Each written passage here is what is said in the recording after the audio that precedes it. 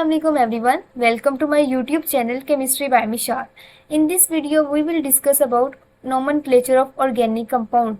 हम देखेंगे कि डिफरेंट ऑर्गेनिक कंपाउंड्स को किस तरह नाम दिया जाता है। ठीक है, नोमेनक्लेचर का क्या मतलब होता है? To give name to something. ठीक है, आपने किसी भी चीज को कोई नाम देना हो तो उसे हम कहते हैं नोमेनक्लेचर। और जब हम ऑर्गेनिक कंपाउंड्स के नोमेनक्लेचर की बात कर रहे हैं तो उसके अंदर हमारे पास आएगा कि हम ऑर्गेनिक कंपाउंड जो डिफरेंट, हमने देखा था पिछले लेक्चर में कि aldehydes, ketones, alkanes, alkenes, alkynes ये होती हैं, तो उनको किस तरह आप नाम देते हो ये हम देखते हैं नोमेनक्लेचर ऑफ ऑर्गेनिक कंपाउंड्स में। ठीक है, और ऑर्गेनिक कंपाउंड्स क्या होते हैं? हाइड्रोकार्बन, जिनके अंदर कौन से दो मेन जो है वो एटम्स होते हैं? मैंने क्या बताया था पिछली वीडियो में? Carbon and hydrogen. ठीक है, कार्बन एंड हाइड्रोजन होते हैं जिनको हाइड्रोकार्बन्स कहते हैं और उनके डेरिवेटिव्स होते हैं। तो ऑर्गेनिक कंपाउंड्स में ऐसे कंपाउंड्स आते हैं और इन कंपाउंड्स को नेम देना कहलाता है नोमेनक्लेचर। अब हमारे पास अर्ली डेज में किस तरह नाम दिए जाते थे? अर्ली डेज में जो नेम दिए जाते थे उनको हम कहते हैं कॉमन और ट्रिवियल नेम्स। ठीक है, ये 3 बेसिस पे दिए जाते थे। First is on the basis of history, कि आपका जो है वो ऑर्गेनिक कंपाउंड कहाँ से डिस्कवर हुआ। ठीक है, उसके पीछे की क्या हिस्ट्री है, तो उसकी बेसिस पे अगर ऑर्गेनिक कंपाउंड को नाम दिया जाता था तो वो हमारे पास आ जाता है in the heading of on the basis of history. Second हमारे पास किस बेस पे नाम दिया जाता था? मेथड ऑफ प्रिपरेशन की बेस पे। ठीक है, कि आपने उसको किस तरह प्रिपेयर किया। ठीक है, या हमारे पास जो कोई भी ऑर्गेनिक कंपाउंड है वो कहाँ से हासिल हुआ। ठीक है, आप किस ओरिजिन से आपने उसे हासिल किया, तो वो हमारे पास आ जाता है मेथड ऑफ प्रिपरेशन और ओरिजिन के अंदर। ठीक है, यानी हमारे पास मेथड ऑफ प्रिपरेशन और ओरिजिन की बेसिस पे भी हम जो है वो नाम देते थे। उसके अलावा name of person who discovered it, मतलब जो भी ऑर्गेनिक कंपाउंड है, ठीक है, वो ऑलरेडी जो है वो नेचर में एग्जिस्ट करता है, तो उसको आपने अगर किसी ने डिस्कवर किया, ठीक है, और उस पर्सन के नेम पे आप जो है वो ऑर्गेनिक कंपाउंड को नेम दे रहे हो, तो वो हमारे पास हो जाएगा कि हम किस बेसिस पे नेम दे रहे हैं? नेम दे रहे हैं on the basis of person who discovered it. अब हम एग्जांपल्स देख लेते हैं। हिस्ट्री की बेसिस पे जो नाम दिया गया था उसमें एक एग्जांपल है मार्श गैस की। ठीक है, मीथेन को हमने नाम दिया था मार्श गैस का। क्यों नाम दिया था? क्योंकि हमारे पास ये कहाँ पे मिली थी? हमें मार्शी प्लेसेस में, हमने इसे मार्शी प्लेसेस पे सबसे पहले देखा था। एज ए रिजल्ट हमने इसका नाम डाल दिया मार्श गैस। ठीक है, और ये हमारे पास नाम जो है वो कॉमन और ट्रिवियल नेम कहलाता है। सेकेंड हमारे पास मेथड ऑफ प्रिपरेशन, या आप जो कह सकते हो कहाँ से मिला कोई भी ऑर्गेनिक कंपाउंड, उसकी बेसिस पे हमने जो नाम दिया वो दिया था एसिटिक एसिड को। क्यों नाम दिया था एसिटिक एसिड?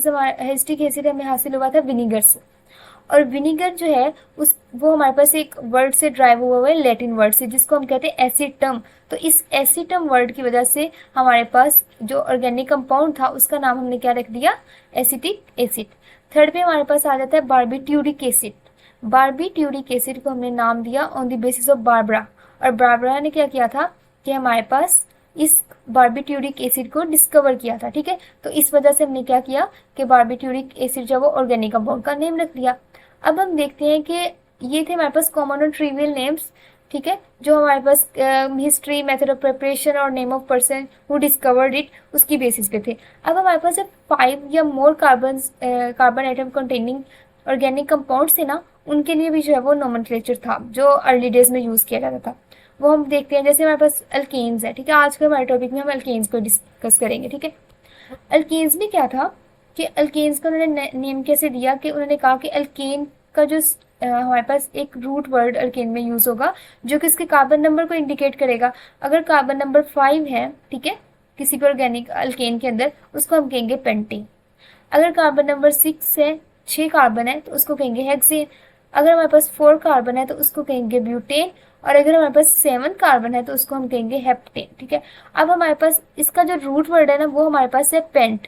ठीक है, 5 के लिए पेंट है, 6 के लिए हेक्से, 4 के लिए ब्यूट, और जो हमारे पास हेप्ट है हमारे पास 7 के लिए। ठीक है, यानी हमारे पास अगर 5, 6, 4 या 4, 5, 6, 7, 8, 9 उनके लिए उन्होंने नेम दे दिया, 8 के लिए ऑक्टा वाला दे दिया। ठीक है, तो हमारे पास ये रूट वर्ड्स है जो कि कार्बन नंबर जो है उनको इंडिकेट करते हैं। और लास्ट पे उन्होंने कहा कि सुफिक्स यूज होगी जिस एन। ठीक है, ANE, जैसे यहाँ पे इन्होंने ऑर्गेनिक कंपाउंड्स का नेम दिया पेंटेन, हेक्सेन, ब्यूटेन, हेप्टेन, तो इसमें हमारे पास रूट वर्ड के बाद कौन सा सुफिक्स यूज हुआ हुआ है? ANE, एन वाला।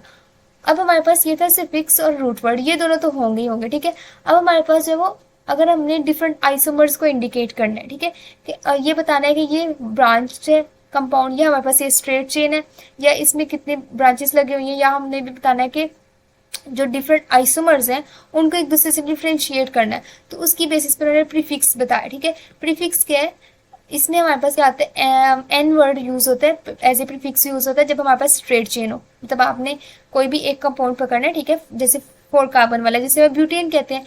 अब ब्यूटेन के अपने आइसोमर्स जितने पॉसिबल थे वो ड्रा किए, इसके पॉसिबल आइसोमर्स है 2। ठीक है, अब ये जो 2 पॉसिबल आइसोमर्स है इनमें से एन जो होगा वो हम यूज करेंगे स्ट्रेट चेन के लिए, जैसे ये है। ठीक है, 1 2 3 4 कार्बन से 4 कार्बन के इसका वर्ड यूज हुआ, रूट वर्ड यूज हुआ ब्यूट। ठीक है, और एन तो हमारे पास अल्केन के एंड पे आएगा ही आएगा, तो हमारे पास इसका नेम हो गया ब्यूटेन। और एन क्यों यूज हुआ, क्योंकि ये स्ट्रेट चेन अल्केन है। ठीक है, आ रही है समझ। अब इसके बाद हमारे पास आइसो वाला वर्ड यूज होगा इसके दूसरे आइसोमर के लिए। आइसो में क्या होता है कि एक आपके पास जो है वो सब्स्टिट्यूएंट लगा होता है, जैसे हमारे पास यहाँ पे CH3 लगा हुआ है ये पेरेंट चेन के ऊपर। ठीक है, और ओवरऑल इसके पास कितने कार्बन है, 4। इसका और इसका, फर्स्ट ये वाला जो हमारे पास कंपाउंड है और ये वाला जो हमारे पास कंपाउंड है, इनके कार्बन नंबर सेम है। ठीक है, इसलिए दोनों को ब्यूटेन या ब्यूटेन कहा गया। ठीक है, सुफिक्स और रूट वर्ड दोनों मिला के हमारे पास ब्यूटेन ब्यूटेन हो गया। लेकिन दोनों में हमारे पास जो है वो इनकी जो अरेंजमेंट है कार्बन एटम्स की वो डिफरेंट है, यानी ये एक दूसरे के आइसोमर्स है। इनका मोलिकुलर जो जो हमारे पास है वेट जो है वो भी सेम है। ठीक है, और मोलेकुलर फार्मूला भी इनका सेम है, लेकिन क्या चीज़ डिफरेंट है इन दोनों में कि फर्स्ट और सेकंड वाले के अंदर हमारे पास अरेंजमेंट ऑफ एटम्स डिफरेंट है। ठीक है, तो इस बेसिस पे इनको क्या कहते हैं, आइसोमर्स। आइसोमर्स क्या होते हैं, जिनका जो है वो हमारे पास जब मोलेकुलर मैस और जिनका मोलेकुलर फार्मूला होता है वो सेम होता है, लेकिन वो हमारे पास जब सिमिलर नहीं होते, हमारे पास उनमें स्ट्रक्चर जो है वो सिमिलर नहीं होता। ठीक है, उनके अंदर स्ट्रक्चर जो अरेंजमेंट है वो डिफरेंट होती है। तो हमारे पास ये दोनों एक दूसरे के आइसोमर्स है, और इसको एनब्यूटेन कहेंगे, इसको आइसोब्यूटेन के। आइसोब्यूटेन में हमारे पास एक सब्स्टिट्यूएंट लगा होता है। ठीक है, उसके बाद हमारे पास जो है वो हमारे पास आ जाता है, और इसके अंदर हमारे पास ना अगर हम पेंटेन की एग्जांपल ले लें, तो पेंटेन के अंदर अगर हमारे पास देखो यहाँ पे हमारे पास क्या है कि एक स्ट्रेट चेन है, तो इसमें हम क्या कहेंगे, एन पेंटेन। पेंटेन क्यों कहा है, 1 2 3 4 एंड 5 कार्बन यूज हुए हैं, तो इसलिए हम इसको कहेंगे पेंटेन। और एन वर्ड इस वजह से यूज हुआ, प्रीफिक्स एन इस वजह से यूज हुई है क्योंकि ये स्ट्रेट चेन है। आइसोपेंटेन में हमारे पास क्या होगा, टोटल कार्बन नंबर तो 5 है, वो तो रहेगा पेंटेन इसका नेम। ठीक है, लेकिन हमारे पास यहाँ पे एक CH3 एज ए सब्स्टिट्यूएंट लगा हुआ। ठीक है, और इस कार्बन के ऊपर मतलब ये हमारे पास जो है वो, इस कार्बन को देखो तो ये हमारे पास 3 फर्दर जो है वो एटम से अटैच है। ठीक है, इसमें टर्शरी कार्बन अटैच है, और इसको हम कहते हैं आइसोब्यूटेन। थर्ड हमारे पास आ जाता है इसकी, जिसमें हमारे पास 2 सब्स्टिट्यूएंट हमने CH3 इस तरह अटैच किए हुए हैं इस CH के साथ, मतलब अगर हम इसको एक कंसीडर करें एक पेरेंट चेन। ठीक है, और इसके साथ 2 सब्स्टिट्यूएंट लगे हुए हैं, यानी इसमें क्वार्टरनरी कार्बन लगी हुई है जिसके साथ 4 कार्बन आगे से R ग्रुप से अटैच है, तो इसको हम कहेंगे न्यू पेंटेन। हमारे पास पेंटेन के 3 आइसोमर्स थे, एक को एन पेंटेन कह दिया, एक को आइसोपेंटेन कह दिया, तीसरे को न्यू पेंटेन कह दिया। तो आइसोमर्स को डिफरेंशिएट करने के लिए हम प्रीफिक्सेस का यूज करते हैं। अब हम देख लेते हैं कि हमारे पास जो अर्ली डेज में जो सिस्टम यूज हो रहा था कॉमन और ट्रिवियल नेम्स का, उनकी क्या क्या लिमिटेशंस है। ठीक है, फर्स्ट लिमिटेशन क्या है कि ये दीज आर नेवर मैनेजेबल, आप इसको मैनेज नहीं कर सकते, ये जो हमारे पास नोमेनक्लेचर हमने बताया हुआ है। अब हमारे पास इतनी ज़्यादा वैरायटी ऑर्गेनिक कंपाउंड्स की। ठीक है, अब हर एक को आप डिफरेंट नेम देना चले जाओ, या आप ये देखो कि अब देखो हमारे पास ये हमने जो ऊपर बताया हिस्ट्री की बेसिस पे, मेथड ऑफ प्रिपरेशन की बेसिस पे, name of person who discovered it की बेसिस पे, तो आप अगर इतने ज़्यादा ऑर्गेनिक कंपाउंड्स है, हर ऑर्गेनिक कंपाउंड्स का इस बेसिस पे नेम देने शुरू कर दो, तो क्या वो मैनेजेबल होगा, बिल्कुल नहीं होगा। ठीक है, तो हमारे पास कॉमन और ट्रिवियल नेम जो हमने इन 3 बेसिस पे दिए थे वो मैनेजेबल नहीं था सिस्टम। अब हमारे पास सेकंड क्या है कि they give minimum information about structure of molecule. ठीक है, यानी आपके पास कोई भी मोलिक्यूल है उसके स्ट्रक्चर के बारे में कि उसका किस पोजीशन पे उसका सब्स्टिट्यूएंट लगा हुआ है। सब्स्टिट्यूएंट कहते हैं जो साइड पे चेन लगी हुई थी। ठीक है, अगर आप एक को पेरेंट चेन कंसीडर करो और जो साइड पे ग्रुप लगा हुआ था उसे हम कहते हैं सब्स्टिट्यूएंट। ठीक है, तो सब्स्टिट्यूएंट कहाँ पे लगा हुआ है इसके बारे में इंफॉर्मेशन नहीं देता, ये बहुत मिनिमम इंफॉर्मेशन हमें देता है। ठीक है, बहुत कम इंफॉर्मेशन हमें प्रोवाइड करता है। ठीक है, कार्बन नंबर टोटल के बारे में बता देता है। ठीक है, आगे हमारे पास क्या है कि these are not workable with complex molecules, यानी हमारे पास बहुत ज़्यादा कॉम्प्लेक्स मॉलिक्यूल है जिसके अंदर डिफरेंट सब्स्टिट्यूएंट लगे हुए हैं, तो उसके बारे में ये इन्फॉर्मेशन नहीं दे सकता। मतलब आपके पास ये ऑर्गेनिक कंपाउंड है, ठीक है, इसके यहाँ भी एक अल्काइल ग्रुप लगा हुआ है, यहाँ भी अल्काइल ग्रुप लगा हुआ है, यहाँ पे एक चेन लगी हुई है। ठीक है, हमारे पास ये जितने भी हमारे पास यहाँ पे बैंड्स आ रहे हैं ना, ये कार्बन को शो करते हैं, ठीक है। और कार्बन की यहाँ हर जगह जो है वैलेंसी पूरी हमने की हुई है, ठीक है। तो हमारे पास इस स्ट्रक्चर को अगर आपने नेम देना है तो क्या आप इस बेसिस पे दे सकते हो? हरगिज नहीं, आप इस बेसिस पे नेम नहीं दे सकते। ये हमारे पास जो है वो सिंपल मोलिक्यूल्स के लिए यूज होता है जिसमें बहुत कम कार्बन आइटम्स हो, ठीक है। अब नेक्स्ट हमारे पास आया था आईयूपैक सिस्टम। आईयूपैक सिस्टम मतलब international union of pure and applied chemists, ठीक है। ये हमारे पास एक कमेटी बैठी थी, ठीक है, जिसने क्या किया कि हमारे पास जो है वो नोमेनक्लेचर दिया, ठीक है, ऑर्गेनिक कंपाउंड्स का। हमारे पास ये आया था 1930 को, और ये वाला जो सिस्टम है मॉडिफाई हुआ था 1947 को। और जो रीसेंट आईयूपैक सिस्टम आया है for nomenclature of organic compounds वो आया है 1979 को, ठीक है। नेक्स्ट हम देख लेते हैं कि ये जो आईयूपैक सिस्टम था ये किस प्रिंसिपल की बेसिस पे जो है वो नेम देते हैं, मतलब हमारे पास जो नेमिंग हो रही है ऑर्गेनिक कंपाउंड्स की वो किस बेसिस पे हो रही है? वो किस बेस पे हो रही है? Each element must have different name, कि हर जो एलिमेंट है वो डिफरेंट नेम रखना चाहिए। अब देखें हमारे पास अगर हम किसी सोर्स की बेसिस पर ऑर्गेनिक कंपाउंड को नेम दे रहे हैं, हो सकता है कि वो सोर्स हमारे पास 10 ऑर्गेनिक कंपाउंड्स का सोर्स हो, तो हम क्या 10 ऑर्गेनिक कंपाउंड्स को वही नेम देंगे? हरगिज नहीं। तो हमारे पास जो है वो हर एलिमेंट का डिफरेंट नेम होना चाहिए ताकि हर एक की अपनी डिफरेंट आइडेंटिटी हो, ठीक है। तो उसके लिए हमने क्या इसलिए हमने इसका प्रिंसिपल क्या रखा? Each element must have different name.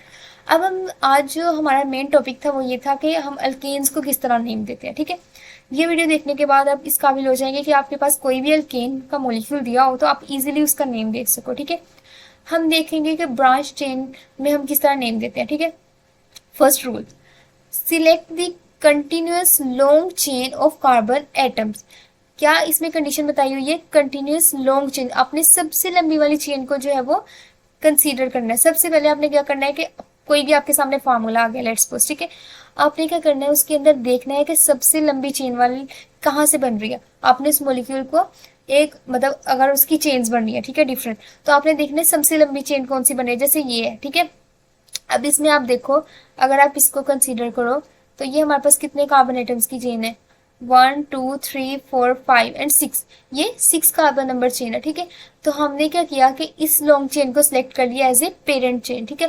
वैसे अगर आप इसको इस तरफ से भी देखो तो ये कार्बन नंबर 6 ही बन सकते हैं, यानी ये दोनों as a carbon chain act कर सकती हैं। लेकिन अगर आप इसको चेन कंसीडर कर लो, ये तो 3 कार्बन पे मुश्तमिल है, although it is continuous one, but हमारे पास क्या है कि ये जो पेरेंट चेन अगर हम इसको कंसीडर करें तो इसमें क्या है? जस्ट 3 एटम्स, इसमें हमारे पास जस्ट 3 एटम्स है, तो हम इसको एज ए लॉन्ग चेन या मतलब कंसीडर नहीं करेंगे। उसके अलावा हमारे पास ये पेरेंट चेन हो ही नहीं सकती, ये हमारे पास पेरेंट नेम नहीं दे सकती।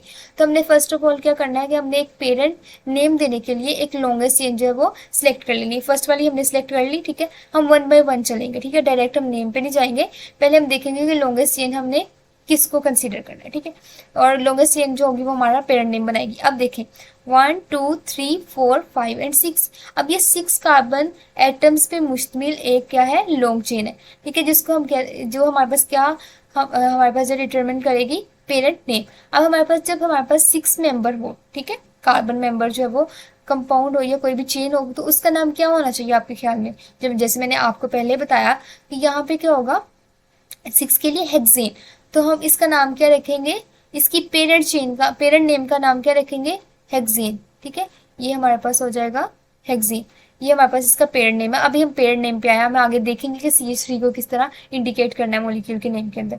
अब यहाँ से आप ऑर्गेनिक कंपाउंड्स को जो है इसमें देखेंगे कौन सी लॉन्ग चेन है। जरा आप एक दफा इसको देखें कि इसमें कौन सी लॉन्ग चेन है। आपके ख्याल में आपको पहले ज़हन में आएगा कि ये वाली मतलब एक, ये जरूरी नहीं कि जिस तरह मॉलिक्यूल लिखा हुआ है आप उसको सीधी जो लाइन में जा रही है उसको चेन कंसीडर कर ले, नहीं, आपने देखना है कि कौन सी वाकई में लॉन्ग चेन बन रही है। अब यहाँ पे 3 पॉसिबिलिटीज है, एक ये है, ठीक है, दूसरी पॉसिबिलिटी क्या है? मैं डिफरेंट चेन्स की पॉसिबिलिटी देखती हूँ, एक हमारे पास ये है और थर्ड हमारे पास आती है ये वाली पॉसिबिलिटी। अब आप सबके कार्बन नंबर काउंट करें, ठीक है, कार्बन नंबर्स देखें कि कितने। अब आपको पता चला होगा कि जिसको मैंने ब्लू मार्क किया था, यानी हमारे पास ये वाली जो थी ये हमारे पास क्या है? लॉन्गेस्ट कार्बन चेन है। तो इसका क्या मतलब हुआ? ये पेरेंट नेम को डिसाइड करेगी, ठीक है, 1 2 3 4 5 6 एंड 7, यानी हमारे पास ये 7 मेंबर है, तो इसका क्या नाम होगा? हेप्टेन। इसका पेरेंट नेम क्या होगा? हेप्टेन, समझ आ रही है? ठीक है, पेयर नेम इसका होगा हेप्टेन। अब नेक्स्ट हम रूल देख लेते हैं, numbering start from end of chain near to substituent. अब हमने क्या करना है कि कोई भी आपके पास सब्स्टिट्यूएंट लगा हुआ है उसको आपने कोई नंबर से इंडिकेट करना है उसकी पोजीशन को। ठीक है, तो हमने नंबरिंग जो है वो कहाँ से स्टार्ट करनी है, जहां से हमारा सब्स्टिट्यूएंट करीब है। जैसे फर्स्ट वाले में देखो, अब नंबरिंग यहाँ से भी स्टार्ट हो सकती है, नंबरिंग पेरेंट चेन की करनी है, पेरेंट चेन की करनी है। ठीक है, अब नंबरिंग वहां से भी स्टार्ट हो सकती है 1 2 3 4 5 एंड 6, और नंबरिंग यहाँ से भी स्टार्ट हो सकती है 1 2 3 4 5 एंड 6। अब आप देखोगे कहाँ से नंबरिंग देने से आपका जो सब्स्टिट्यूएंट है उसके पास छोटा नंबर आता है, यहाँ से दोगे तो उसको नंबर आएगा 2। ठीक है, सेकेंड कार्बन पे लगा हुआ है, यहाँ से नंबर दोगे तो इसको आएगा हमारे पास 5। तो आपके ख्याल में कौन सा हमारे पास करेक्ट नंबरिंग का जो था वो हमने यूज किया था मेथड, यहाँ से अगर हम इसको 1 कहें, इसको 2 3 4 एंड 5, तो हमारे पास सेकंड पोजीशन पे हमारा सब्स्टिट्यूएंट लगा हुआ है। ठीक है, तो हम कह सकते हैं कि हमारे पास जो है वो नंबरिंग हम कहाँ से स्टार्ट करेंगे, यहाँ से। इसलिए यहाँ 1 2 3 4 5 एंड 6। अब ऊपर वाला देख ले मॉलिक्यूल, इसमें ये वाला मॉलिक्यूल ही शो किया हुआ है। अब इस वाले मॉलिक्यूल के अंदर नंबरिंग आप कहाँ से स्टार्ट करेंगे, अब ये थी हमारी पेरेंट चेन। ठीक है, यहाँ से करेंगे तो सब्स्टिट्यूएंट को मिलेगा कार्बन नंबर 5 पे सब्स्टिट्यूएंट लगा हुआ, यहाँ से करेंगे तो कार्बन नंबर 3 पे लगा होगा। तो कहाँ से जल्दी सब्स्टिट्यूएंट आ रहा है, कार्बन नंबर 3 पे लगा हो तब। ठीक है, तीसरे नंबर पे आ रहा है हमारा सब्स्टिट्यूएंट, तो हमारे यहाँ से जो है कार्बन नंबर की जो काउंटिंग है वो करेंगे। अब हमारे पास हम देखते हैं कि इसको नेम कैसे देना है। ठीक है, अभी तक ये देखा था सब्स्टिट्यूएंट को नंबरिंग कैसे देनी है। ठीक है, पेरेंट चेन का नंबर कहाँ से स्टार्ट करना है, और साथ में हमने देखा पेरेंट नेम कौन सा होगा। ठीक है, और लॉन्गेस्ट चेन जो है वो हमने सिलेक्ट कर लेनी। उसके बाद हम देखेंगे कि किस चीज को पहले लिखना है और किस चीज को बाद में लिखना है। जैसे आप किसी भी आपका नाम होगा या किसी भी इंसान का नाम है, लेट्स सपोज कोई नेम है, जैसे आप नाम लिख लो जवेरिया इमरान है, तो जवेरिया इमरान के अंदर जवेरिया का वर्ड पहले आता है, इमरान बाद में, यानी पेरेंट नेम बाद में आता है। इसी तरह इन्होंने आईपैक सिस्टम वालों ने क्या किया कि जो पेरेंट नेम था उसको लास्ट पे यूज किया था। ठीक है, जैसे हमारे पास ये था पेरेंट नेम, इसका फर्स्ट वाले का था हेक्सेन। ठीक है, तो हेक्सेन का वर्ड लास्ट पे यूज होगा, और जो हमारे पास सब्स्टिट्यूएंट का नेम है, ठीक है, वो हमारे पास पहले यूज होगा। जैसे हमारे पास यहाँ पे हमारे पास सब्स्टिट्यूएंट के लगा हुआ है, हमारे पास सब्स्टिट्यूएंट लगा हुआ है ये CH3। ठीक है, और ये पोजीशन नंबर पे लगा हुआ है 3। तो हमने क्या करना है कि हमने उसकी पोजीशन जिस कार्बन पे ये अटैच है वो लिखना है पहले, फिर आगे हमने हाइफन लगाना है, और उसके बाद हमने लिखना है मिथाइल, यानी 3 वाली पोजीशन पे मिथाइल अटैच है, और उसके बाद हमने लिख देना हेप्टेन, उसकी पेरेंट चेन का नेम। ठीक है, और मिथाइल और हेप्टेन इनके अंदर कोई भी स्पेस नहीं होनी चाहिए। ठीक है, 3 hyphen methyl pentane, methyl heptane.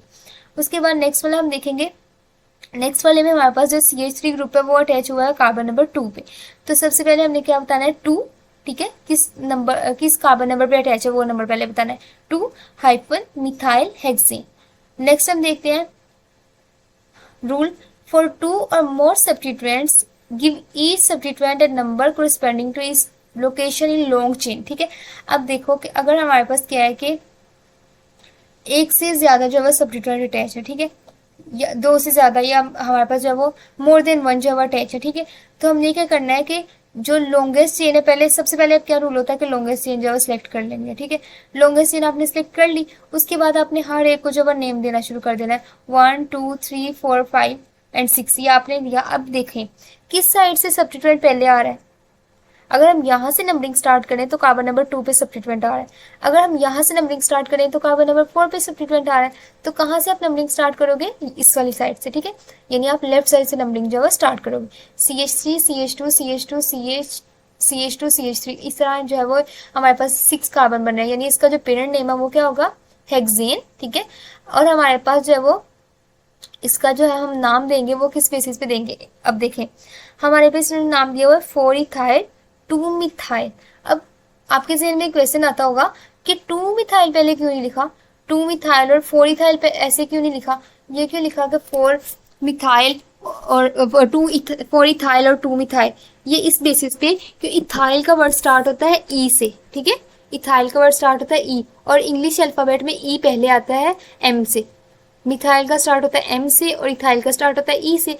तो जिस सब्स्टिट्यूएंट का जो नेम है, ठीक है, उसका जो फर्स्ट लेटर है वो हमारे पास जो है वो इंग्लिश अल्फाबेट्स में पहले आता है, उसका नेम जो हम पहले लिखेंगे। ठीक है, इसलिए हमने लिखा 4 ethyl 2 methyl hexane. Next rule देख लेते हैं, two substituents at same carbon अगर हो तो हमारे पास जो नंबर है उसको 2 टाइम्स है वो यूज करेंगे। जैसे हमारे पास CH3 और मतलब हमारे पास जो मिथाइल ग्रुप है और जो हमारे पास इथाइल ग्रुप है वो एक ही क्या हुआ है, एक ही कार्बन पे अटैच है, तो इसका मतलब एक ही पोजीशन पे अटैच है, कार्बन नंबर 3 पे अटैच है। तो आप क्या करोगे, 3 वाला वर्ड 2 दफा यूज करोगे, ये नहीं कहोगे 3 इथाइल मिथाइल, नहीं, बल्कि आप कहोगे 3 इथाइल 3 मिथाइल हेक्सेन और नंबर, और आपने जो नेम है उन दोनों को एक दूसरे से सेपरेट करने के लिए आप हाइफन का यूज करते हो, ठीक है। और यहाँ पे आपने सबसे पहले क्या रूल अप्लाई किया था, पेरेंट चेन को सिलेक्ट किया। पेरेंट चेन सिलेक्ट करने के बाद आपको पता चल गया इसका नाम तो हेक्सेन है। सब्स्टिट्यूएंट्स देखे देखा किस साइड से नंबरिंग स्टार्ट करनी है, यहाँ से करते तो कार्बन नंबर 3 है, ठीक है ये करेक्ट है, लेकिन यहाँ से करते तो वो गलत हो जाना था क्योंकि यहाँ पे कार्बन नंबर 4 आना था, यानी आपका जो सब्स्टिट्यूएंट है यहाँ से दूर बन रहा था, ठीक है, दूर जगह पे प्रेजेंट था। उसके बाद आपने जो है वो देखा कि सब्स्टिट्यूएंट जो है वो दोनों एक ही कार्बन पे अटैच है, तो आपने इसका नाम दे दिया 3 इथाइल 3 मिथाइल। अब 3 मिथाइल इस वजह से नहीं आया क्योंकि ई का वर्ड जो है पहले यूज होता है और एम का वर्ड इंग्लिश अल्फाबेट में बाद में आता है, तो एज ए रिजल्ट हम क्या करेंगे, इथाइल वाला जो है वो पहले यूज करेंगे, ठीक है, नेम, और जब मिथाइल वाला नेम है वो बाद में यूज करेंगे। अब नेक्स्ट रूल देख लेते हैं, रूल नंबर 6, इफ 2 और more substituent are same use word di and tri. मतलब आपके पास अगर 2 या 2 से ज्यादा सब्स्टिट्यूएंट्स है और आप उसके और वो सेम है, ठीक है, तो आप क्या वर्ड यूज करोगे, डाई ट्राई। इसी तरह अगर 4 है तो टेट्रा, 5 है तो पेंटा। अब यहाँ पे आप देखो कि 2 मिथाइल ग्रुप अटैच है सेम ही पेरेंट चेन पे, ठीक है, ये हमारे पास पेरेंट चेन है, हमने सिलेक्ट कर ली। कार्बन नंबर यहाँ से दे लो यहाँ से दे लो, एक ही बात है, वो क्यों, क्योंकि यहाँ से आप दोगे तब भी कार्बन नंबर 2 पे सब्स्टिट्यूएंट आ रहा है, यहाँ से दोगे तब भी कार्बन नंबर 2 पे आ रहा है। अब हमारे पास कार्बन नंबर 2 और कार्बन नंबर 3 पे हमारे मिथाइल लगे हुए हैं, तो हम कहेंगे 2 3 डाई मिथाइल, यानी 2 methyl, di mean 2, tri mean 3, tetra mean 4, penta mean 5, hexa mean 6, इसकी बेसिस पे आप देते हो, ठीक है। अब 2 मिथाइल ग्रुप से अटैच है तो आप क्या करोगे, 2 3 डाई मिथाइल ब्यूटेन। नेक्स्ट देख लेते हैं, नेक्स्ट में हमारे पास पेरेंट चेन आपने सिलेक्ट की वो थी 5 मेंबर्ड, इसका नाम हो गया पेंटेन, इसके पेरेंट नेम हो गया पेंटेन। अब हमारे पास carbon number 2, carbon number 3, carbon number 4, इन पे हमारे पास है मिथाइल ग्रुप और तीनों मिथाइल ग्रुप से यानी तीनों सेम सब्स्टिट्यूएंट्स है, तो आप क्या नेम दोगे, 2 3 4 ट्राई मिथाइल पेंटेन। नेक्स्ट वाला आप देखें, यहाँ पे हमारे पास position number 2 and position number 3, यहाँ पे जो वो सब्स्टिट्यूएंट्स लगे हुए हैं 2 और 3 पे लगे हुए हैं, टोटल कितने सेम लगे हुए हैं, 4, ठीक है, 4 मिथाइल ग्रुप्स लगे हुए हैं जो सेम है। 2 जो है वो यूज हुए हैं सेकेंड कार्बन पे और 2 यूज हुए हैं हमारे पास थर्ड वाली कार्बन पे, तो ये क्या हो गया 2 2 3 3 टेट्रा मिथाइल ब्यूटेन। नेक्स्ट वाला हम देख लेते हैं 7 जो हमारे पास रूल है, if 2 chains of equal length compete for selection as a parent chain. इसका मतलब है कि आपके पास एक मॉलिक्यूल है, ठीक है, उस मॉलिक्यूल में आप जो है वो 2 चेन्स ऐसी देखते हो कि दोनों जो है वो सेम नंबर ऑफ कार्बन पे कंसिस्ट करती है और दोनों ही कंटिन्यूअस लॉन्ग चेन्स है और दोनों का जो कार्बन नंबर है वो सेम है। जैसे आप ये वाला मॉलिक्यूल देखो तो अगर आप इसको ये वाली चेन की कंसीडर करो तो ये हमारे पास 7 कार्बन पे कंसिस्ट करती है, ठीक है, और अगर आप ये कंसीडर करो इसकी ये वाली चेन, ठीक है, मैं इसको जरा दोबारा ड्रा कर देती हूँ। एक अगर आप इसको ये समझो कि आप ये चेन जो है वो कंसीडर कर रहे हो, ठीक है, तो ये हमारे पास कंसिस्ट करती है 7 कार्बन पे।